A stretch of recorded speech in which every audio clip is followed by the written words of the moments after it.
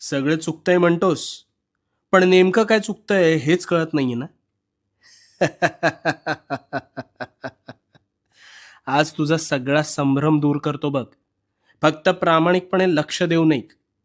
मला सांग, आंब्याच्या झाडाचे बीज रोवून सफरचंदाचे झाड उगवलेलं तू ऐकलंयस का कधी?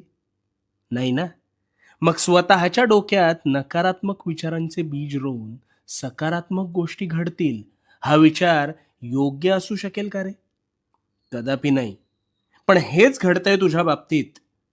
तू एखाद्या गोष्टीचा आरंभ संकल्प करून मोठ्या दिमाखात करतोस, पण काहीच दिवसात अपेक्षित यश मिळत नाही, म्हणून नकारात्मक विचारांचं तोरण आधीच मनात बांधायला सुरू करतोस. आणि मग गोष्टी मनासारख्या होत नाहीत, म्हणून कायम रडत बसतोस. नकारात्मक विचारांचं ग्रहण लागलंय रे तुला. तुझ्या विचारांच्या संभ्रमात तुझ्यावर नकारात्मक विचार हळू तुझ्या नकळत आरूढ होऊन जातात. आणि